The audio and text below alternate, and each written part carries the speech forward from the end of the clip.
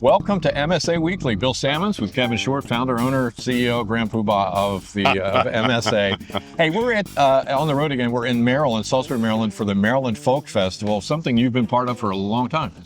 Yeah, and a little bit of history. The cities across the country apply to be part of the National Folk Festival. And when a city's selected, they host the National Folk Festival for 3 years. Mm-hmm. After that time, it's turned over to the local jurisdiction, and it becomes, so that's when it went from the National Folk Festival to the Maryland Folk Festival. Okay. We've been around for the entire ride. I think I'm safe to say it's 6 years. 6 years. It's a great event.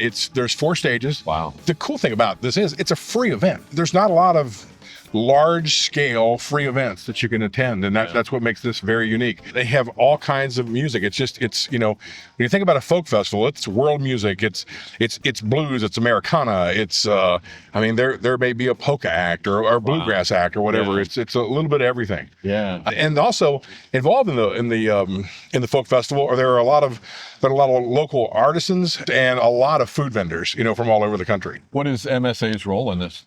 We provide sound and lights at all the stages, on all four stages, and we also provide the back line, which for people that don't know what that is, that's the instruments that the guys are playing. So a lot of these bands fly in, and so we're providing the drums and the keyboards and the guitar amps and that kind of thing. I heard you say. And we got a B3 that's going to come off the truck here in a few minutes. We were talking about the logistics of that. Yeah, that's a lot of fun. So is everything outside here? Everything's outside and everything's free. Yep. Yeah, very, very cool. So we've said on previous episodes, if you have a question, you can email Kevin at Kevin@MidSouthAudio.com is my email address, and just put MSA Weekly in the subject title. Okay. And we appreciate the comments. And we did get a question recently. So here's the question: how do I connect the headphone jack from my computer to my Mackie mixer? Okay, that's an interesting question, because a headphone jack is actually a speaker output. So in a tip ring sleeve jack, it means there's a tip, there's a ring, and then there's the sleeve of that jack. That's the left signal, the right signal, and the ground.